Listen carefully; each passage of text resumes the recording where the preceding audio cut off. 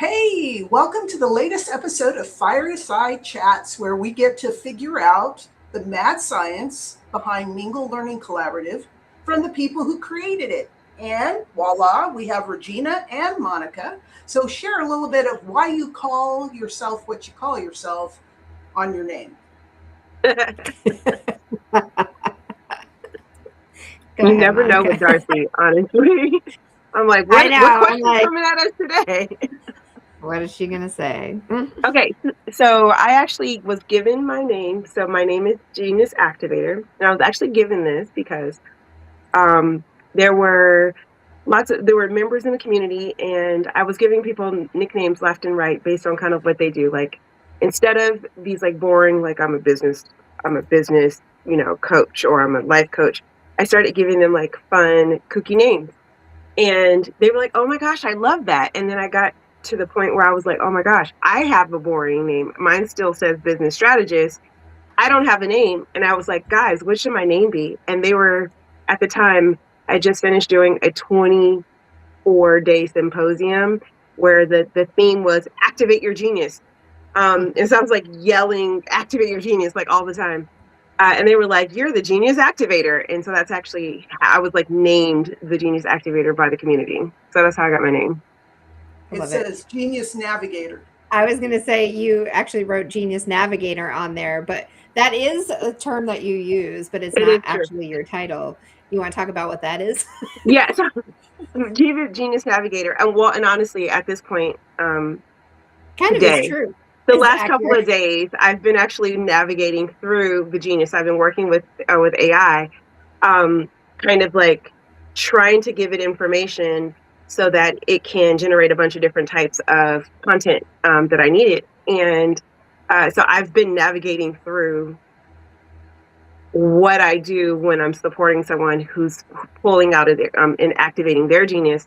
And it really is kind of creating a way to navigate, like not only to activate that genius, but then to navigate through that to a point where it's actually usable by other people. And so the Genius Navigator, I don't know why I typed that. It was on my phone, so it was like little. But the Genius Navigator is actually how I help people kind of like go through and find their genius in the things that their past experiences.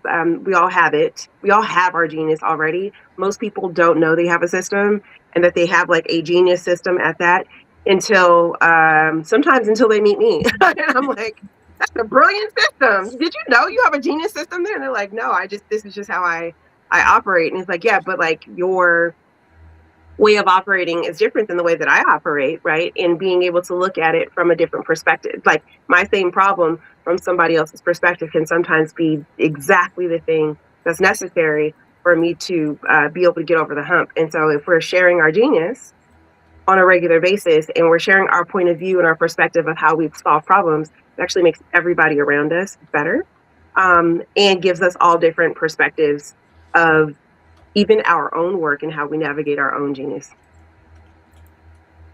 Wow, a lot of thought that went behind your oopsie and how you were named. So. Whoops. Whoops. Genius just fell out of my face. All right, Regina. So mine was given to me also by the community, actually by Monica to begin with, and then refined through the community. So at some point, I became the soul rhythm activator also. And then it was refined of like, actually what you do isn't necessarily amplifying, isn't necessarily activating people like Monica will like jokingly talk about all the time. She's like, you get the foot in the ass and the rub on the back. They're like, but you amplify what is happening. So like I amplify the rhythm of what's going on. And people come to me often. They're like, this is what's happening in my life. Can you help me understand why this is happening right now? And I'm like, yeah, because boop, boop, boop, boop, boop, boop. Like I can like immediately see the thread. Also, I don't even need the whole thread. Whatever's happening when you come into space with me, I'm basically just like a human amplifier. So you show up if things are like fan freaking tastic, that gets amplified. If things are challenging, you're going to get that amplified too. Buyer beware. Good to know. Good to know. Annie, share how you became heirloom concerts. It's such a interesting way it happened. Actually, I have been teaching and I've been singing and playing music for 33 years, and I started teaching about 10 years ago. And I started getting very serious about building my teaching business about 10 years ago. I was teaching before that, but so um, my school, right? I teach in my home, so like this is my school. We do events twice a year. We play at Summerfest, which is, the world's largest music festival, which is right here in Milwaukee, Wisconsin. And so they invite schools in the Milwaukee area to perform at Summerfest, and then we do another event at a place called Oak Brewing Company in the winter. So we've got our Summerfest, and then we've got our winter show. And I was having a conversation with a friend of mine, and she's like, these events that you put together with your school, you should do that for other groups too. In fact, I think you should do it for like families, for like grandma's 90th birthday party, or any milestone event that's happening in the family. So that's what I did. I have created a platform or an opportunity where a family, if they want to have a really, really, really special way of celebrating something coming up within their family, they could do something called an heirloom concert. And what happens is I get together with a family and we decide what are the songs that we're going to do, who's going to sing what songs, and we just put the whole show together. And we've got some families, have musicians in them.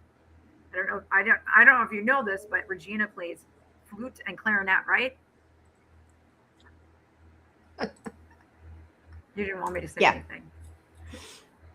Oh my God. No, it's I'm just sorry. funny. I'm like, it's been a long time since I've played those instruments, but yes, those are accurate. So we encourage the family members that play an instrument to also participate by playing their instrument. And, if somebody feels like, I don't feel like I'm such a great singer, that's part of what we do to prepare for this heirloom concert is the voice lessons. Maybe the guitar player needs to do some guitar lessons to learn the specific songs that they want to play. Piano, I also teach piano, and it's myself and my partner. He is a guitar teacher. He teaches bass as well. Actually, he used to be in a very famous metal band called Manowar. So David Schenkel is my partner, and he will do guitar lessons and bass lessons for people that are interested in learning how to play the certain songs that they want to do for the heirloom concert. So, and it doesn't have to be a special event. It could be like a holiday gift that you want to give to your family. So say, you don't know what to give to your family because, you've already everybody already kind of can buy whatever they want. And some families do like really cool experiences, like a vacation or, so this is kind of like one of those family experiences that you could do for your family. So like, if you don't really have a specific, like grandma's 90th birthday is not coming up like this year, you could do. You just attended, 80, what was the birthday you just attended? Oh yeah, 85. 85, yesterday.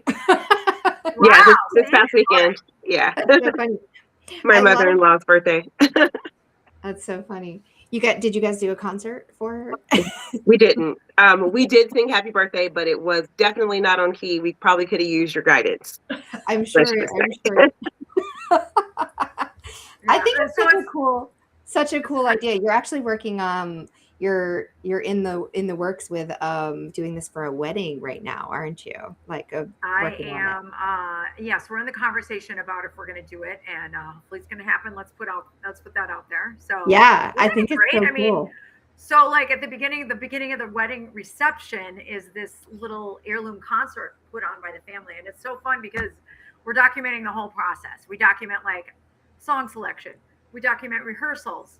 We create a video so that at the end of the video, there's the bloopers on the end of the video. I love that. I'm so excited about these projects. Such a cool idea. It's like a whole, like a little time capsule for the family. I love it.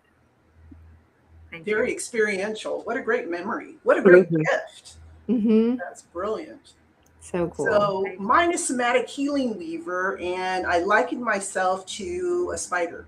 So as I'm weaving, depending on who's in front of me, weaving different modalities together for a healing effect is why I call myself somatic, and somatic obviously within the body. So we start off with massage typically and then move out from there. So I'm going to roll over to something that I've been really anxious to do. So we're going to do the 1 minute museum. So you have to find something around you that you can speak on for a minute that calls your attention. I'm not going to say is unusual because whatever you have. And you have to speak on it for a minute.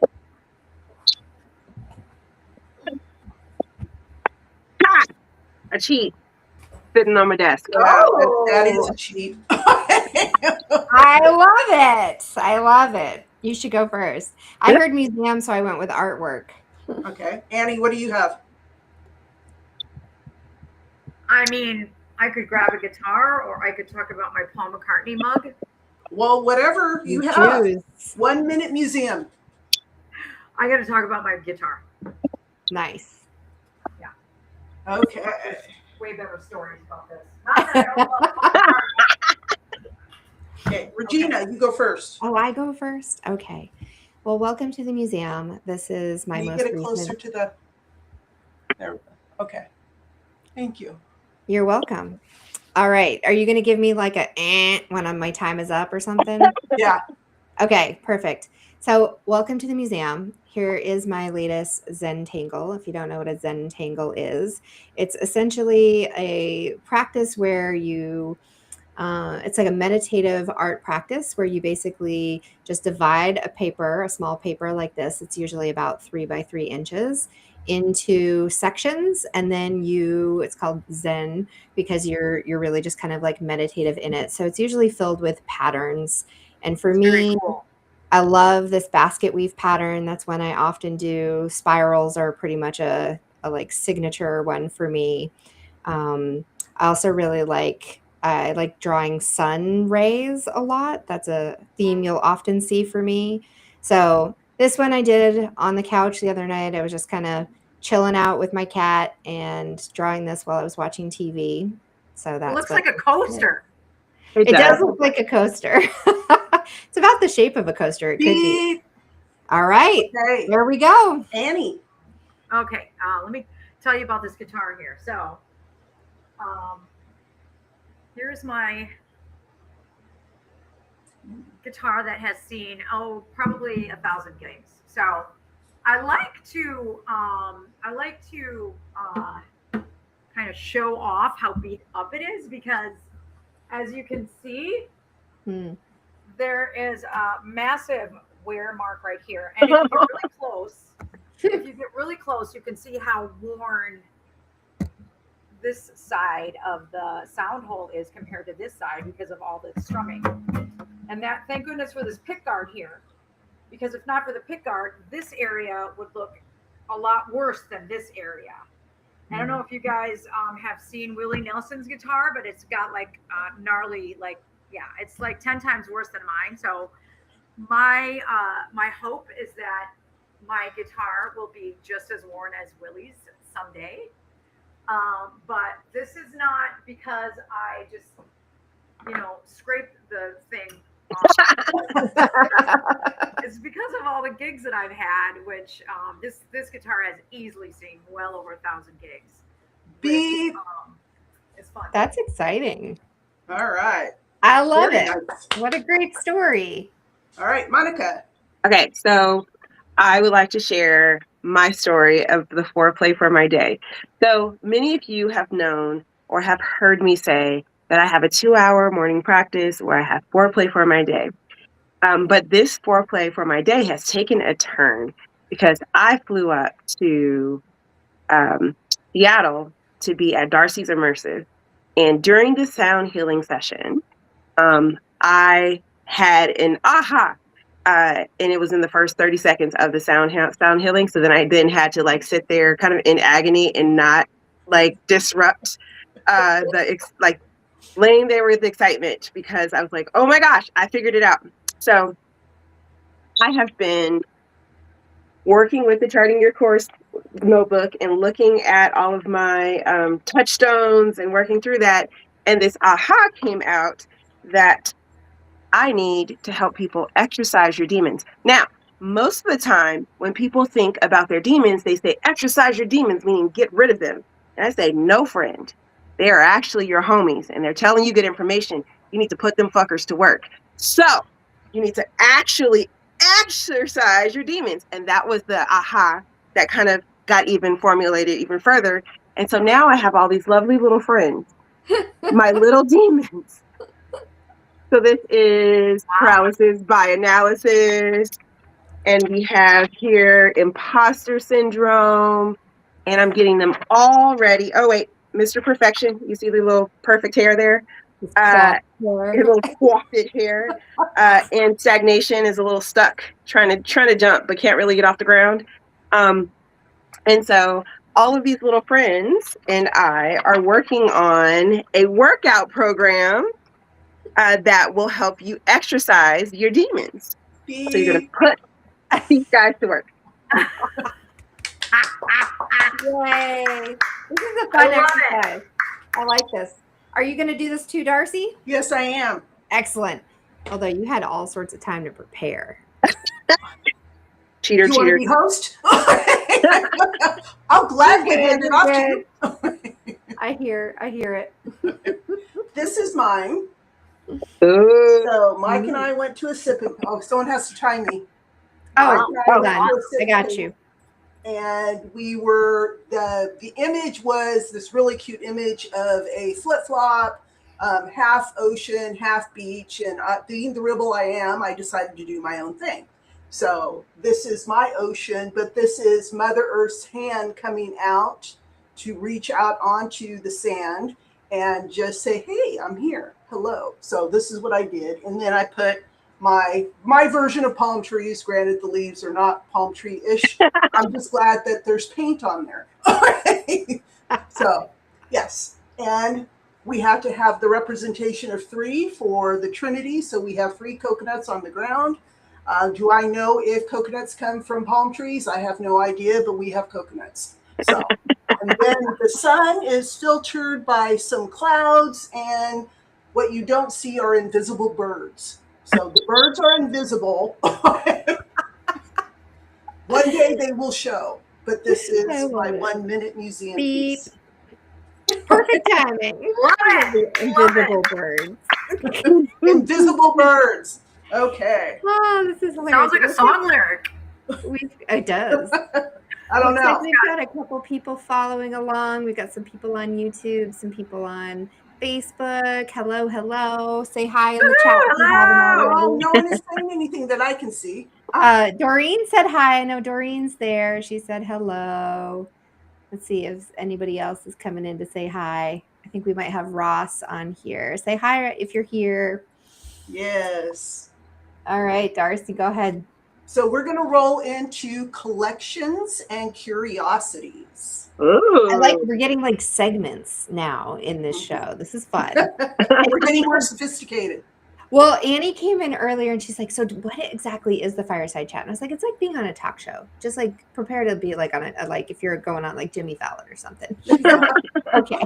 I'm likened to Jimmy Fallon. There you go. Right. I feel like I'm on Jimmy Fallon. I do. I need his entourage. What is something that y'all collect? Squished pennies. Wow. Like you run it through a machine? Yeah. Okay. I have a whole box of them. What are you going to do now that they don't make pennies anymore? I don't know, but so there's a story with it because I actually prefer, like, when I've traveled a lot, and so a lot of people have travel souvenirs that they get, shot glasses and such things, right? But I was Magnet. like, she does magnets, right? And I was like, but I used to travel for work for years, and I was gone all the time, so I was like, this isn't really a sustainable thing. So, and I never really was like collecting a bunch of stuff.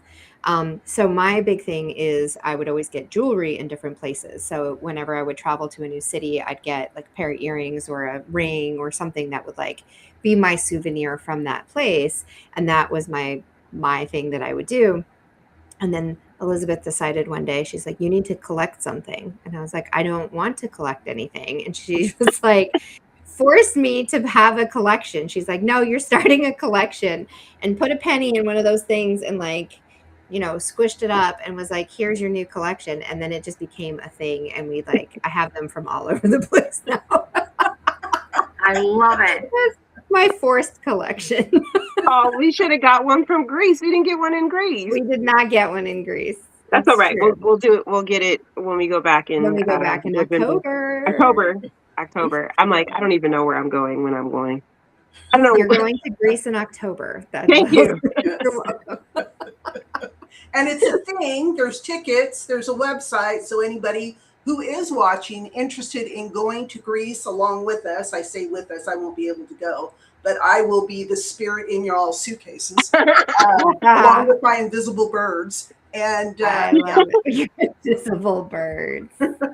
Oh my gosh. We need to do a photo shoot of like the sky and be like, look, it's Darcey as an invisible bird. You know how she's always talking about, she's like hawk energy. It's like, you don't see the hawk right there. That's hilarious. We should totally do that photo shoot when we get to Greece. that would be I gotta grab this link. Actually, I didn't know about the Greece trip. Yeah. Oh, well, yeah. now you know. All right. Now Okay. you know. All right. Okay. I just put it on the ticker. So if you want to follow along, join us in Greece. It's going to be amazing. Yes. Yeah. They have amazing time over there, and they eat really well. So I am really food focused. So yes. It is good stuff. Yeah, it's like good and simple. So if you have if you're one of those people who have a finicky palate, like this is an easy way to eat good. So yeah. Monica, what do you collect? So mostly Post-its. If anybody knows me, I have Post-its and markers, office supplies. Honestly, that is the one place that my husband can't trust me with a credit card or with it's like, if you have a credit card in an Office Max with you, you should not be trusted. I should not be trusted in an office supply store. So I have a lot of those. I also have a lot of shoes. Like I like really pretty, interesting artwork for my feet, although my feet don't like them anymore. And when we travel, my family has one rule. So we don't do souvenirs. They don't want a t-shirt. They don't want a hat. They don't want some doodad, whatnot, or anything. They just have to come back with a magnet and stories and pictures. And so if you have a magnet, stories, and pictures, you've been there. And that's all that is expected when I come home from any trip is a magnet, and especially if we go somewhere new. There's a few places, like I'm here in Ohio today, and we come here often, so no new magnet will be coming from this experience. However, for the retreat for the family reunion that we just finished going to, they gave us a magnet. I was like, they knew. So that'll go on the refrigerator. You have to make your demons into magnets. It is coming. Oh, that's brilliant. Coming soon. They could definitely easily be stickers, but I think magnets we could do. Yeah. What's interesting about the magnets, though, so magnets, we have rules about these magnets. So it's not just any magnet, because we are not very soft with our refrigerator door, and those things go flying off the door, and then they lose appendages. So we have a 3-star. We have a 3-leg star that used to be a full like sea, like sea star, and from the Bahamas. We have a headless horseman from Glasgow. Uh, we have a stack of magnets that are in like the magnet graveyard, where the magnet fell off the back of it, and so now it's just the thing that used to be a magnet that's in the repair. One day we'll repair these pile. So like we have all these rules where you're like nothing with appendages, like all in one piece. Like there's like all these rules that come along with it because it is insane. Hilarious. Doreen is chiming in on the stationery store. She says, "Oh, I can relate, Monica. Pens." Yes, So right. I have a follow-on question. How do you manage your excitement when school supplies go on sale? Oh, it's not managed. One of my favorite commercials is it's an old commercial, you can Google it, and it was like the Staples commercial, and it's like this parent who's like running down the aisle, he's like throwing stuff in, and they're playing "It's the Most Wonderful Time," and he's like throwing stuff in the basket, and he's like flittering around, and the kids are just walking behind the basket like humdrum. One of my favorite commercials because I feel like that dude anytime I'm in like a office supply store. Like so many things. I love planners, even though I may not use any of them because they don't function the way that I need them to function. But I like looking at them. It is hours and hours on end in a stationery store. It's insane. Too funny. All right, Annie, what do you collect? You know what? I had a very nice collection of mugs when I traveled, just like Regina. But A collection of what? Mugs. Mugs. Like when I go, So the mugs are, I'm getting rid of them because we recently moved into this house, and I'm like, I got to get rid of stuff. I got to start getting rid of stuff. And like my mug collection was very sadly one of the first things that had to start. We had to start dissipating the mugs. We had to start distributing them, giving them to people, giving them to Goodwill, and giving them away. And we actually put some of them in our cupboards. So we're actually using them. Some of them that were nicely in this nice little display cabinet over here are now being used. And so I love using the mugs. I mean, when you collect things, sometimes you just collect them just to collect them and just to have them and look at them. But sometimes people collect things and they actually use them. So I'm moving over to this phase where now the stuff that I collected is getting used, and it's kind of exciting. Nice. I celebrate that. That's funny. I actually have a mug collection too that I was forced also upon me.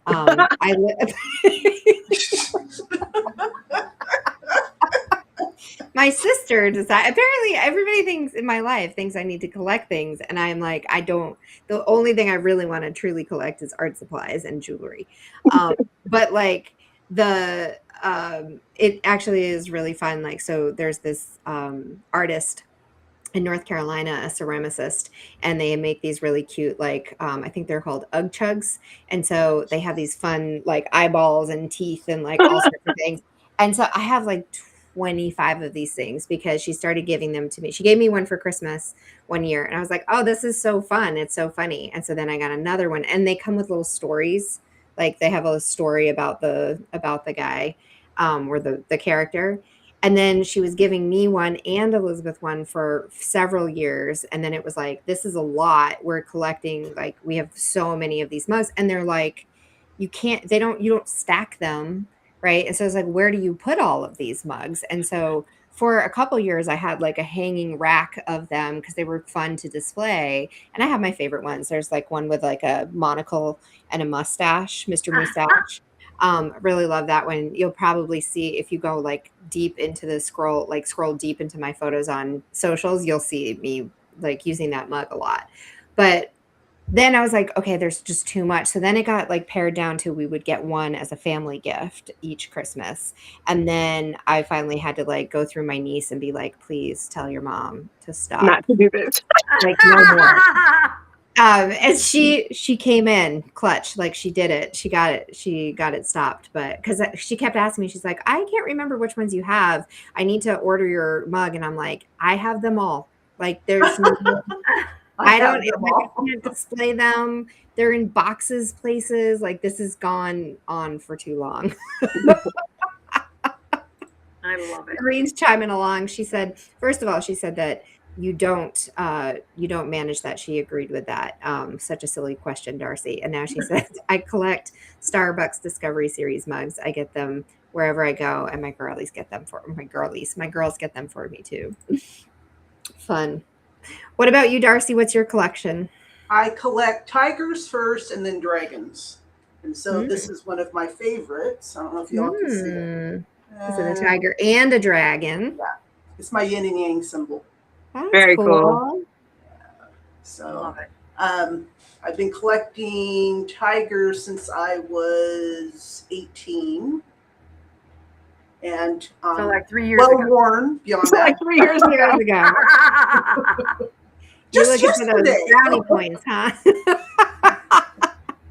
And then dragons, gosh, must have been my mid-20s, late 20s. So both I forgot one other thing I collect: songs. I'm always hunting down songs, and I have songs from like soundtracks from international movies that I've listened to. And I was like, oh, I like this. And then I'm like with Spotify, like trying to like have my phone listen to it, holding it up, like collecting songs. Dragons and tigers. Oh my. Well, I thought you were going to say octopus. I did too. I was shocked that wasn't in there. I was like, oh, okay. That's a recent acquisition, if you will. No, right. Tigers have been with me forever. When you turned 21, you decided to go to the octopus. You know, it was in Maui 3 years ago. We're like cracking up over here. She's just like serious. She's like curious about it. And it was like 3 years ago when you were talking about when you were 18. I was like, oh, so when you turned 21, you started collecting octopus. All right. So now we're going to move to food and family. What is the one dish that your family makes always at the holidays? Which holidays? That you may or may not like. Well, let's go with Thanksgiving. Green bean casserole, of course. Is that a yes or a no? Yes. Do you like it or no? Oh, I love it. Are you kidding me? Green bean I casserole. like green bean casserole. I make it crunchy noodles on top. Doesn't everybody's family make that at Thanksgiving or Christmas? Yes. No. Because it is something that I actually really like, and I make it from scratch. Like I make the soup myself, and I make the onions myself. Like it's like really good. But it is not something that Elizabeth's family, they make this rice dressing, which I'd never even like heard of. Rice dressing, yeah. Wow. But it's like a family thing, and the recipe is handwritten by Mima, like grandma, great grandma, like years and years ago. And the end of the recipe, it's like a list of ingredients, and then the like how to make it part of the recipe literally says "good luck." I love it. Yeah. And this became, so her dad used to make it, but her dad passed, and so since that point, it's become my thing to make. But I had never eaten the original one. I've never eaten rice dressing. It's not a thing that I'd ever known about. And yet this has become the thing that I am responsible for making, with just a list of ingredients that, by the way, the ingredients are like 2 to 3 eggs, some chicken stock, some this, like a handful of whatever, right? Yeah. And then good luck. Yeah. So I see nothing wrong with this strategy. This is exactly how we get recipes handed down in my family. A list of ingredients and go, you go. There you go. Right. There was no like how long to cook it for, no what temperature to cook it in, what size pan to cook it in, like nothing. But I now know what rice dressing is and have eaten it many years in a row, and I'm getting pretty good at it. Although I still have no reference as to what it's supposed to taste like. What pretty good is. Because it's Right, always I was different like, every year. Yeah, this is good. You don't know what it's really supposed to taste like because every time No you had idea. it was So different. do you use short grain rice, long grain rice, sticky rice? I mean, It's like a short grain rice with and it's like really simple ingredients. It has we don't eat chicken stock, so we don't eat meat, but we do eat eggs, which I know is silly, like no chicken but yes eggs. Anyway, it has a couple of eggs in it, and then I make it's like mostly the seasoning is celery and black pepper. And then you mix in like we use like a no chicken stock. So we make that and like zhuzh it up with some red pepper and some like spices, and then pour that into the rice. So you make the rice the day before, and then you let it get cold in the refrigerator. And so you put that and saltine crackers, and then you put the chicken stock and the eggs and the celery and the black pepper, and you mush it all together, and then you put it in the oven and bake it. interesting. So it's like cornbread stuffing, but with rice instead of cornbread. Yeah, it's basically just like, yeah, it's like a block of rice. And then you put cranberry sauce on top of it, which I've been schooled. I like heathen like the out of the can cranberry. Canned. Yes. Yeah. And I've been schooled that also is not an appropriate thing to eat. So Lies. make this cranberry, what do they call it? Relish. It's a cranberry relish. And it's actually really, I mean, it's very good. I'm not knocking it, but it was a very different experience than I had growing up. But so now it's rice dressing and cranberry relish. As a family who makes everything for Thanksgiving from scratch, right? We want the lines on the cranberry sauce so you can proportion it properly from the can, okay? That does come in handy. It does, right? And do you also, want an like, end piece which is thicker or the middle piece which is thinner? No, this is how we know how to do it. Right. And also there's something like weirdly satisfying about the like bloop when it comes out of the can. Only if you stab the bottom of the can. Right. Otherwise it's like harder to get out, or you gotta like do the knife thing around it. Really cute story. The very first Thanksgiving, Abriana had, I flew her to my mom's house in Atlanta. And she was 5 months old. She was cute. She was like a little fat butterball, just so cute. And so we're all sitting at the table, and we say grace, the whole thing. And she's sitting there on my brother's lap, and she like puts her hand in his plate. So then he grabs her hand and puts it on his side. And then she puts her hand in his plate, the other hand in the plate. He grabs it and puts it on the other side. So then she proceeds to wiggle. Nice. She slid down and she like slurped up his cranberry sauce.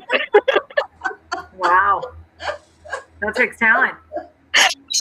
We lost it. The whole entire table just lost it at that point. There was like every conversation that was being had was no longer being had because everybody was like, did she just slurp up the whole disc of cranberry sauce? Because she was like,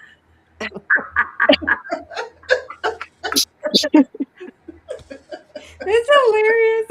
Oh my God. I love it. That's so funny.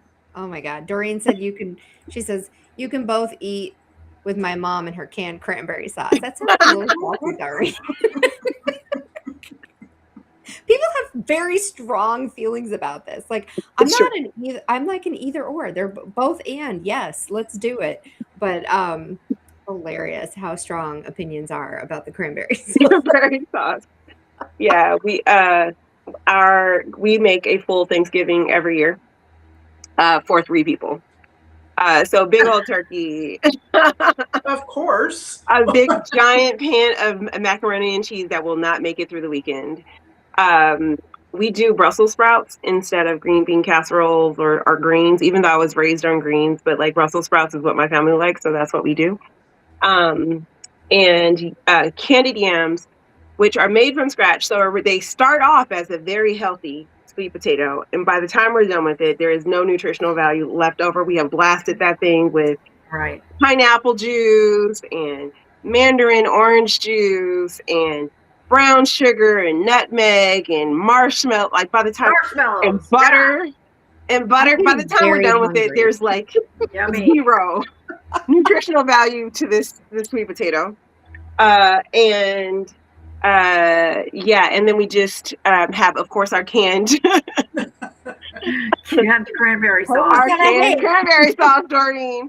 And then, but the kicker is everybody gets their own dessert. So we'll have a full peach cobbler, a full cheesecake, and a full cake. We're only 3 people. I mean, Thanksgiving I is can help actually you out with about that. the desserts, isn't it? Like, Yes. isn't that? I mean, Yeah. So it's just a holiday for gluttony. right, we've been doing it since Aubriana was 4. Our family anniversary is on Thanksgiving. The first time that Carrie, Monica, and I had a meal together, and so it's like our family anniversary. And when she was 4, we made this big meal, and so now it's a thing every year that has to be that way. And so she's like, I want to be home for Thanksgiving so that we can cook our meal as much as we possibly can, because she really enjoys it. So It's fine. Yeah. Yum, yum. It's beautiful. but we get it done easy. I don't know why people stress out about the Thanksgiving meal. We usually have it done, and like everything's just like rotating through the oven. Like it's so routine at this point. Like cooking a full Thanksgiving is not actually complicated anymore. It's like, okay, We always have a discussion of how we're going to cook the turkey. So we've cooked it upside down. We've laid bacon over the top of it. We put mayonnaise and butter in the thing. What is it when you crack open its body and it lays the flat? brine, I think is what they call it. I don't know what it is. And I think then it's called a brine. Yeah. It's anyway, you do it with chickens too, but anyway, I don't know. I haven't cooked a meat in a long time, so. No, turkey. Nobody likes turkey, really? I love turkey. It's my favorite meat. He loves turkey, but will not eat chicken. I hate chicken, love turkey. I saw a couple of wild turkeys on the side of the road, and I was like, they're a little skinny. Give them a little bit more time. They're probably running for their lives. I love turkey. And actually, I love like fresh, like oven baked turkey. And I do mine's blackened with blackened seasoning on the skin. So the skin is delicious. Yes. And I do turkeys like 3 or 4 times a year. Like it's like all year round, I do a full turkey. It's not just for Thanksgiving. That's the word. I never heard of blackened turkey. That's a new one to me. Blackened. Can you travel home from Ohio with a frozen turkey recently? I did, because we made turkey here, and then the church donated a turkey to Pat, and she was like, I'm not going to eat this turkey. You should take this turkey home. So then I flew home with a frozen turkey in a plastic bag, and TSA was like, not sure what it was. So then they're like, pull it off to the side, and the guy was like, it's just a frozen turkey. I don't know why they flagged this. But yeah, I flew home with a frozen turkey. Yeah. Crazy. That could be a segment. What's the craziest thing you've flown with? Did everybody answer about the food? I don't even remember what the original question was. You're the person that needs to answer about the food. What was my question? Your holiday food with your family that you guys have every year. Your family always makes, I think, is how you worded it. We each have a dish. I make the pecan pie. Somebody makes the homemade mac and cheese. We clearly always have the turkey. You guys all get mac and cheese, and I'm just eating baked rice.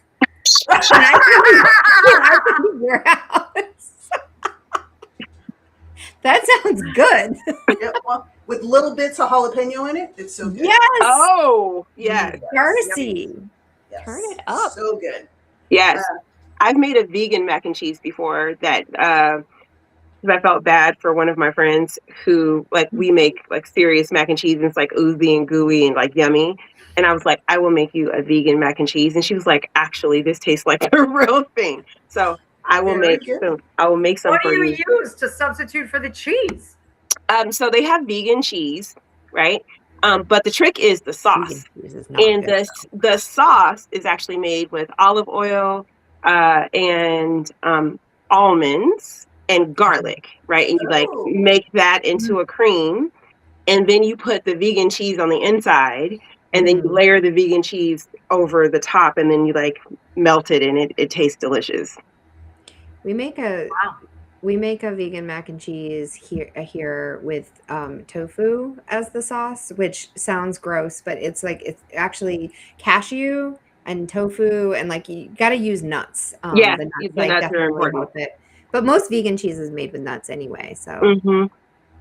yeah, but vegan cheese from the store is very hit or miss, and most of it is grossness. So Yeah, we get the kind. I got the kind that melts. cow. And then so that it would actually have the effect that we were looking for. So it was good. And she was like, "This is amazing, actually. Thank you so much for making this for us." Because I was like, "Turkey's the main dish, so Yeah, you gotta have something. I gotta make sure you have something special." Not good. Not good. Not So from your family, now we're going to the family, but it's still going to be about food because that's just who I am. Family lineage, do you all have a good luck food for any reason? so it's not my family, but my partner grew up in the South, and so it was like beans and greens as good luck food for the new year. So we do actually we still do that, but we do make it a vegan version of it. So there's no like ham hock or whatever you put in the greens, but so I've gotten pretty good at making that too. I use a lot of ginger. Yeah, no. I was like, I just saw you go, no. No, because I think black eyed peas is the thing that black people don't do, but I don't like black eyed peas, so no, thank you. That's the beans part of the beans and greens. Yeah, but you gotta cook them. I've had a kid most of my, since I was 26. It's been a lot of years. She's 19, so we usually do what we call little kid turnip juice, aka all the different variations of cider. So like apple cider, the sparkling apple cider, but like now they have like all these different flavors. So they have like cran apple, and they have peach, and they have blush. And so we're like doing shots with every time Andy Cohen and Anderson Cooper do shots, we do shots with like apple cider. And we never make it. I don't know how they're doing that with real alcohol. That is a lot of shots. What are you talking about? Every time a lot of shots. So we do those with apple cider, and it's super fun and super cute. But it's little kid turnip juice, Little kid turnip juice. Interesting. Annie, what about you? So the question was like from your family. Like a good luck meal. For whatever. Oh, good luck meal. I have to be honest with you. I'm very sad that I think a lot of the Polish traditional stuff that my mom did, she was the youngest of 13. She was the youngest. So I think the family used to speak Polish, but then, my mom being the youngest, I think, everything just kind of got less and less and less. Mm-hmm. And it's possible that my oldest siblings did have some exposure to that too, but I'm the second youngest of 6. So like everything kind of went away. So I don't know. I feel like I might have missed out on some of that fun stuff. Doreen said her cousin's mother-in-law eats lentils on New Year's Eve. That's an Italian tradition. Oh. Interesting. No, thank you. I don't know. It's a good source of protein. I think we did have there are a lot of like traditional, like there's a lot of like German foods that we would eat growing up that were really good, but I don't know that a good luck, like I'm trying to think of my own family, although somehow I'm remembering the purple cabbage, like the sweet and sour cabbage somehow I think was potentially associated with that, but it's been like so many years. Like that was when I was like little, but not necessarily something that my siblings and I have been very good at carrying on. So interesting. Yeah. What about you, Darcey? I have a mixed heritage. One is very Caucasian, very West Virginia. So it's the pork roast, the black eyed peas, fried okra, which I love. I love fried okra. It's good. I love. It Yeah, depends on who cooked it. I do a damn fine That's job true. cooking Yeah. it. And then the Japanese side is the umani, which is a dish that I've talked about before. My daughter-in-law calls it chicken soup. It can be made without chickens, but yeah. So shiitake mushrooms, bamboo shoots, daikon, which is the pickled radish. So, you know, and of course, shoyu, soy sauce, and then you let the mushrooms soften overnight, and then you use the juice from the mushrooms into the soup as well. So it's really good, and it lasts forever. So because I don't know how to make a small portion, so luckily I just hand it out to my sisters. And That's why it's good luck, because everybody makes this stuff in big batches of quantity. Like, lucky for us, we don't have to cook for 3 days. Yeah. Darcey made some soup. Some vegetables. Love it. All right, we're coming down to the last 9 minutes of the episode. Is there anything you all want to share that is a burning desire about anything that we shared today, or something off the wall? Well, I just want to say, by the way, if you're listening to this live and you want to keep this conversation going, you can join us in the Learning Annex at Mingle to kind of continue to have these fun conversations. This is a lot like a Mingle and chat. And it really is kind of us getting to know each other. Someone will ask a question, and then we'll all get a chance to hang out with each other and get to know each other, because networking has turned crazy, right? You go to these networking experiences and everyone's trying to give you an elevator pitch and no one's really trying to get to know you. But here's the thing, here at Mingle, it's really about the whole person. Yes, we all have businesses. And also, we only do business with people we like. So spending time to get to know each other and like each other and figure out how we're working together is a great way for you to network. So if you're interested, we do this same kind of thing Tuesdays, Wednesdays, and Thursdays. You can go to minglecollaborative.com/mingle-chat, mingle-chat, or use the QR code that's on the QR code on the screen. I was like, the words aren't coming out of my mouth. Or you can go to minglecollaborative.com and you can find it there. And join us for any of these Mingle and chats. If you enjoyed this time watching us kind of sit around and shoot the shit, come and join us in the office to do that. We do this 3 days a week. And also like all the time. This is just who we are. Like, so if you like this craziness, all this shenanigans, you can get this all the time. I will say, as a newbie in this community, I am just absolutely blown away by what you ladies are doing, and I think it's really cool. I'm so glad that I connected with you through a friend of mine, Karen Laos, that you had her on your podcast. When was that? A couple weeks ago. Right? I had her on the podcast several weeks ago, but yeah, you can find it. I'm like, if you do the Charting Your Course website or Charting Your Course podcast, you can find Karen on there. Yeah. But I'm so excited to be here, and the experience here has been nothing but absolutely delightful and supportive and fun. And so I just wanted to just let anyone listening know that I'm a newbie, I'm loving it, and I would say, if you're thinking about connecting more, I would say absolutely yes, do it. I'm very grateful to be part of this community. It's something awesome. Like I've never experienced anything like this before. So, thank you. Yeah, we definitely. We also have a conference coming up at the beginning of August. And for the life of me, I cannot remember what the theme is. What's next for your influence? What's next for your influence? Yes, Colleen is the featured mentor. Yes, now I remember. Yes. Yes. Yes, and what are the dates for that? What are the dates for that?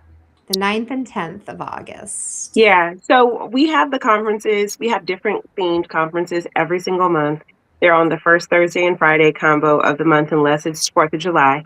And so next month, August 6th and 7th. August 6th and 7th. Oh, I'm sorry. I gave the neither wrong of us can be trusted because we like float dates around in our head all the time. We're clear into next year already for some of this. Sorry. Clear into next year for some of the things. But the first Thursday and Friday of every month. So you can go to nextglobalevents.com in order to get your ticket for that. You don't want to miss that. Like Annie was saying, all of our experiences are unique experiences. They're live. They are designed for you to be interactive and fun because transformation doesn't have to suck. Change, like creating change in your life doesn't have to be boring. It is simple, sometimes complex, like sometimes hard, but simple. And we do that together. When you do it together, simple, but not always easy. Yeah, simple, but not always easy. And so, but it can also still be fun. And so if you're thinking about, I don't know, kind of like what legacy I'm trying to launch in the world, or I'm not sure exactly how I should move forward. Activate your network, or like really actually like leverage influence or be influential. Those are all like really great themes. Yeah. And it's not like we're not asking anybody to just all of a sudden become the person who is on the social media talking about your dog and your food. It's true influence where the people around you see you as the go-to person and want to come to you for support and help. And this is a great way for you to figure out what of the 6 key components of your network are necessary in order to make that happen. So definitely join us. And you definitely want to learn from Colleen Struby. She is a bona fide badass in connecting. And her title is Follow-Up Fortune Finder. And so you definitely want to kind of hear from her and learn from her system. And we have a very cool presentation that we're pulling together for that. I'm excited about it. I bet it's going to be really good. It's going to be so much fun. Genius activated. Yes. Annie, you were one of the guest speakers on our last conference and got to experience one of the conferences. What are your thoughts on it? What did you think? Oh, I thought it was incredible. Just really cool. The way that, the way that you pull people together, and it's such a collaborative experience. I love it. Yeah. Nice. Yeah, it definitely is a collaborative experience. I think that's a really great way of describing it. It's definitely not a bunch of talking heads just like talking at you for 2 days. And it is really interactive. So I've been doing some speaker spotlights. You're about to see some more of those coming up. So keep an eye out on this channel. You'll see more of them. So I've got a couple of them coming up with the speakers for that. And also there's some other ones out there there's one out there with different speakers from the last one as well. So definitely check them out because there's a lot of really cool people with some amazing stuff that they're doing that you can learn so much from. Yeah. Oh, and save the date for, I think it's September 24th. We are headed to Maryland to do an immersive experience, Influence and Wealth. So we're taking the party that we're starting in August, rolling it all the way out into September. So you definitely want to be a part of that experience as well. So mark your calendars, learn more about it, get on Mingle collaborative.com and just poke buttons and find us. Buttons. Poke buttons and find us. I love it. Yes. All right.